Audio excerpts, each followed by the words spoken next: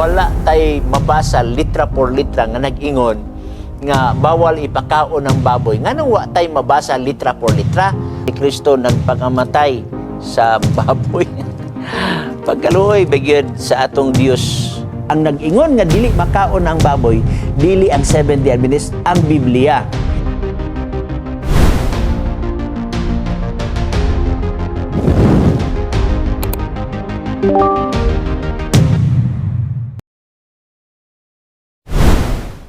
Nana ko pas kung asa sa New Testament ang pagbawal sa kaon sa baboy. Asa sa New Testament ang pagbawal sa pagkaon sa baboy. Actually, igsoon, wala tay mabasa litra por litra nga nag-ingon nga bawal ipakaon ng baboy. Nganong wa tay mabasa litra por litra? Tungod kay nagpadayon ang daang tugon. Atong tanawon, basahon na to sa si Jesus Christ Gud mismo ang nagsulti nini. Muna nga kung maghisgot tag balaod, di naman na iriti-irit. Pag nana na sa batakang balaod, di na i-declare otro nga, nagbuhat na sa tagbatakang balaod nga, mauni ang buhaton. Kaya nagpadayon baya ang daan. Basahon ako Mateo Kapitulo 5, versikulo 17 o 18. Morning gingon sa Biblia. Ayaw ka mo paggunahuna nga mianhi ako aron sa pagbungkag sa kasuguan o sa mga propeta. Ako mianhi dili sa pagbungkag, kundi sa pagtuman. So sa ato pa, pag ani ni Kristo, wa niya gibungkag ang daan, kundi siya mituman sa mao nga mga kasuguan. So dili na nga angay isulti pagbalik, kay redundancy naman na, gisugo na nimo, trohong pag yun mo og sugo. Igo na lang kamuhatag instruction, nga ayaw kaon.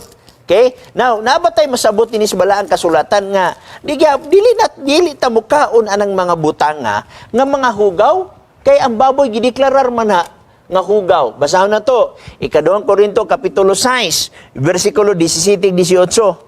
Busa panggula kamo, gikan kanila, o magpalain kamo, gikan kanila, nagaingon ang Ginoo, o ayaw na kamo paghikap sa mahugaw, o ayaw kamo paghikap sa mahugaw, o pagahinangpon ko kamo, o ako mahimong inyong amahan. Ang pangutana, ang baboy hugaw pa. Ba, kay nganong ngingom dag ayaw mo paghikap sa hugaw. Basahon na to, Leviticus 11, versikulo 7-8. Ang baboy kay kini may kuko nga pikas, o may tiil nga buak, apan wala mga pangusap, mahugaw kini alang kaninyo. Og ang ika-2 Korinto 6 nag-ingon, dili ta pahikapon sa mga mahugaw. So nagyapon ang sugo. Hilabi na nag-ingon si Kristo, wa ako muani sa pagbungkag sa kasuguan. Miani ako dili sa pagbungkag kundi sa pagtuman. So ang pagdili pagkaon sa baboy, sugo ba? Yes. So pag-ingon ni Kristo, wa siya muani sa pagbungkag kundi mutuman, mao nang wa kay babasa nga si Kristo nagkaon sa baboy. Wa tay nabasa nga ang apostoles nagkaon sa unod sa baboy. Okay, balik kanimo igsoon kung nakay follow up. Ingon man daw pas nga ikamatyan na ni Kristo tanan mana ang gibawal, pwede naman daw kaunod. Okay, dagan salamat yan. Mao ba nakasagara pang tabas kanito sa mga kasagara karon ng mga reliyon nga pwede na kaunod ang gibawal sa una. Yan ang baboy, kaulon karon kay gikamatyan na ni Kristo, humana daw ang tanan. Para sa nang kuadbas.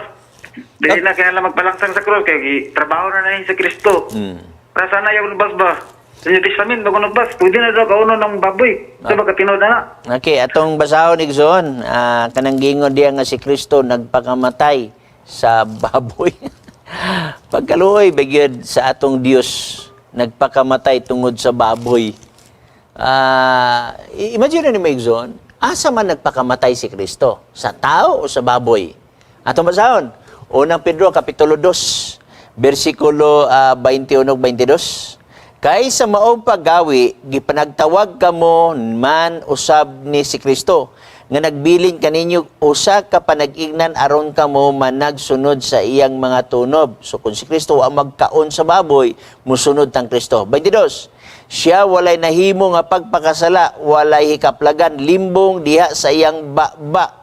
24. Siya gayud mao ang midala sa atong mga sala diha sa iyang lawas ngadto sa kahoy, aron kita mamatay ngadto sa sala og mabuhi ngadto sa pagkamatarong. So nagpakamatay si Jesus Christ alang sa tao, wala magpakamatay si Jesus Christ sa baboy. Ngano di nganong pakamatyan man aniyang baboy? Kaya hay kay baboy siya gipakamatyan, ang baka wala pakamatyi. Pagka di malas, no? Nga nang magpakamatay mas Jesus Christ sa baboy, kapobre bagid sa dugo ni Christ, magpakamatay lang tungod sa baboy.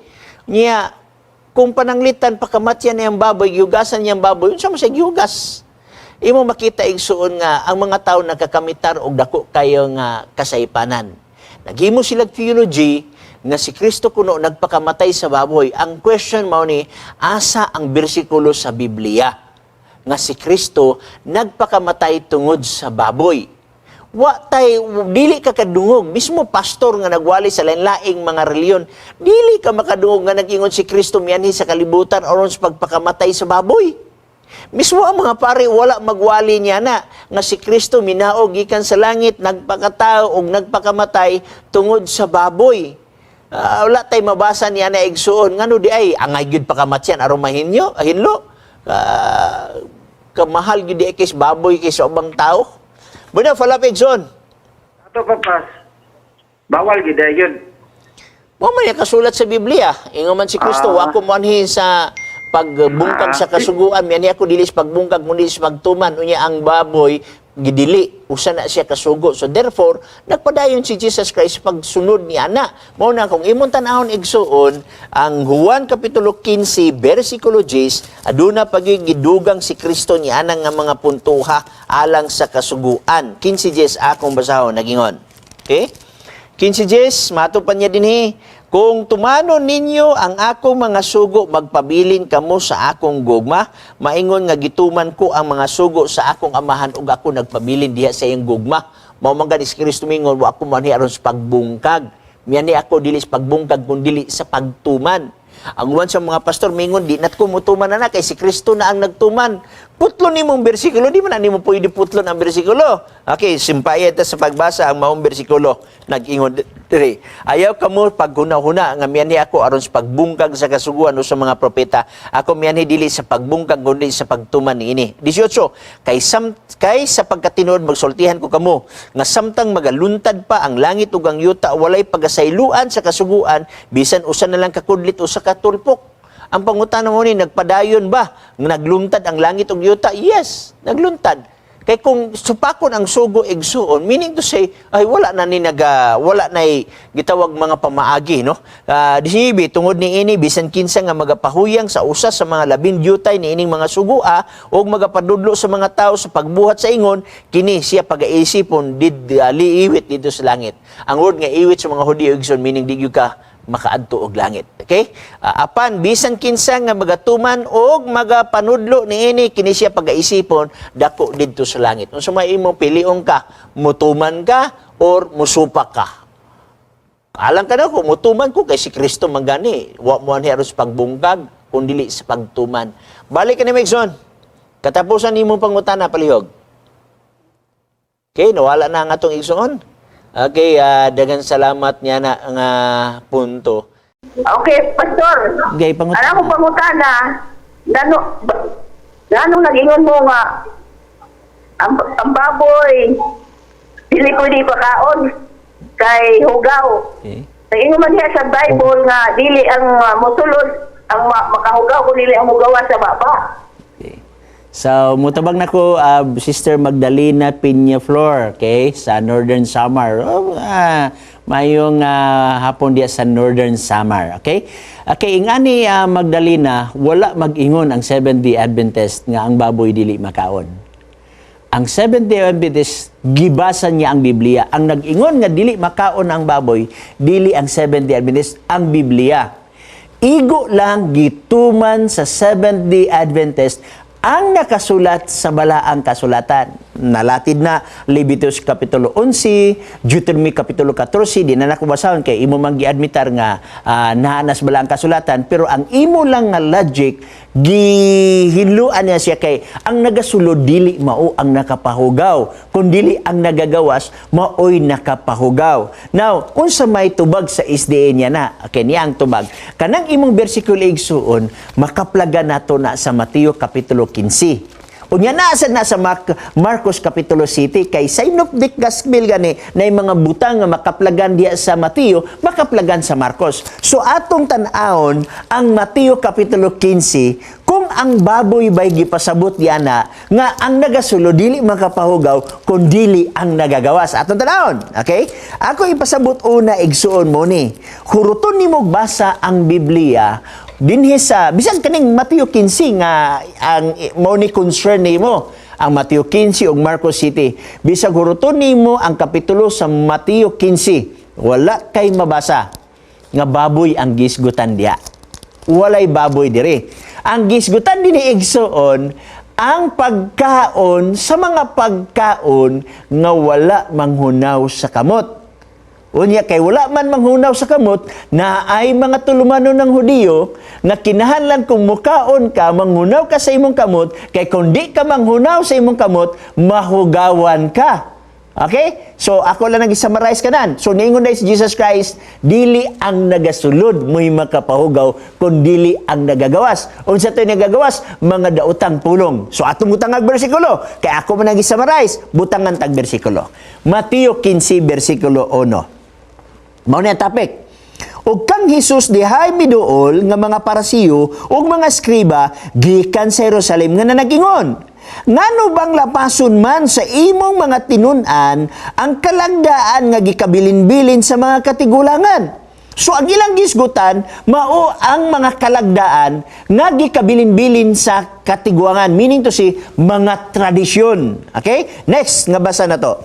Kay inig pangaon dili sila manghunaw sa ilang kamot. So ang mga kalagdaan or tradisyon nga gisgutan kung mukaon ka kinahanglan manghunaw gikas kamot. So, issue na nila dito o may labot na sa ilang nga kaluwasan. Atong sumbayan sa magbasa. Kay ni pangaon dili sila manghunaw sa ilang mga kamot. Kanila mitubag siya nga nangingon.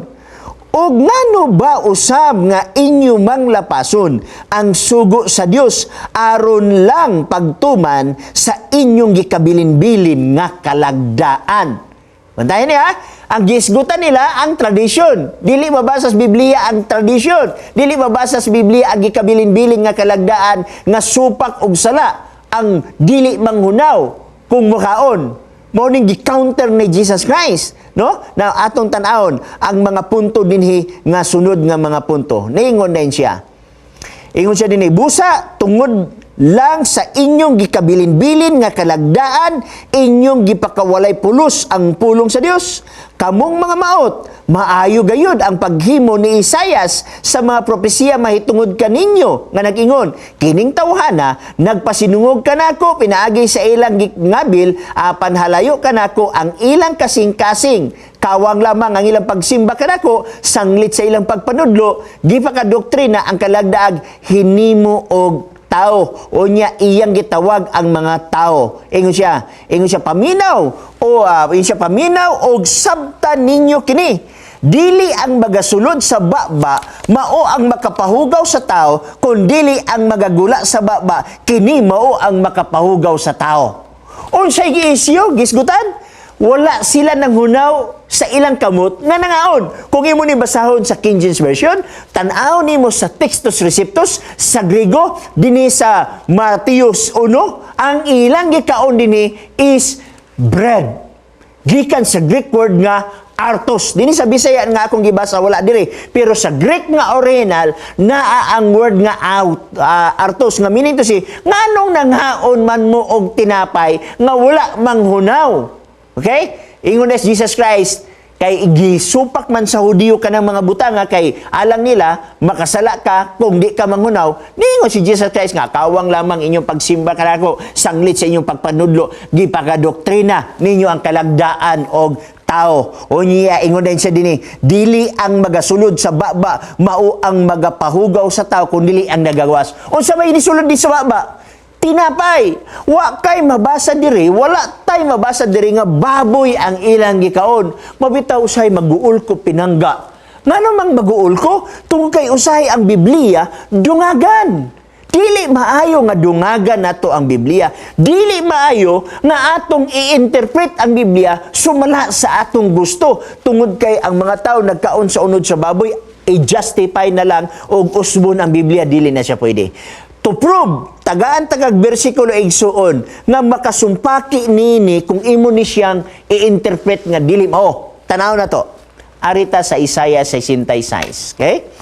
Okay, atong tanaw ng Isaias. Okay, 66, versikulo 15. Prophecy ni Igsoon. Wala pa ni siya mahitabo o dapat mahitabo gyud ni kay ang pulong sa Dios dili gyud mapakyas. Atong tanawon. Kaya niya karon si Jehova muanhi uban ang kalayo og ang iyang mga karo mahasama sa ilang pulos aron sa pagpahamtang sa iyang kasugo uban ang kabangis og sa iyang pagbadlong uban sa mga sigas sa kalayo. Question, ni anhi na ba ang Dios uban ang kalayo? Wala pa. Kaya wala pa man ni mahitabo. So this is future. Sumpayan tas pagbasa. Kay pinaagi sa kalayo si Jehova ngupahamtang sa hukom. O pinaagi sa espada, ibabaw sa tanang unod, meaning tanang tao. Okay? O ang mga pinatay ni Jehova, daghan. Daghan ang mapatay. Kano sa? Future pa. Ang pangutana, kinsa may mga matay nining panahon na?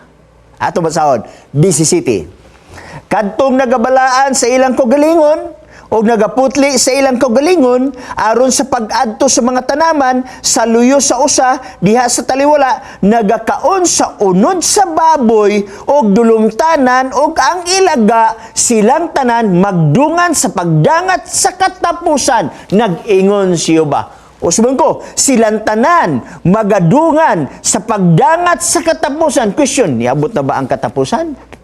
Wala pa. This is future. Ug ang pulong sa Ginoo mahitabo gyud. So sa ato pa kung atong dawaton ang interpretasyon sa uban nga ang gisgutan sa Mateo 15 baboy, magbangga ang bersikulo sa Biblia. Dili dapat magbangga. Ang Adventist nakakita nini. Mateo kapitulo 15, wa tay mabasa nga baboy. Ang ilang gikaon bread gikan sa Greek word nga artos. I hope igsoon ato ni siyang makonsideran, no? Gawas kung naapa kay follow up kung naapa ka diha. Okay, follow up po, Oo, Igsoon. kuha na Pastor. Salamat. Okay, nakuha nimo ang inspiration, Salamat. Igsoon? Oo.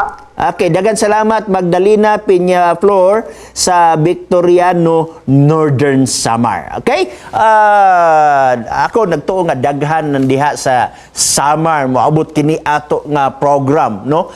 Sunod lang mo, no? Mga pinangga nato nga mga Catholics, pinangga na mo nga mga Baptist, daghan mga Pentecostals nagsunod sa atong programa niya dinhi sa Facebook ug ang uban gi-share pa gyud nila ang atong mga posting diri sa ato nga Facebook. Daghan salamat sa inyo igsuon kay kining atong programa Biblia lamang ni. Mabitaw nga ato gisulti nga pagtulunan sa Seventh-day Adventist ma-prove pinaagi sa Biblia, mapamatud-an pinaagi sa Biblia ug wala nay lain. Okay? So daghan salamat ni na Igsoon.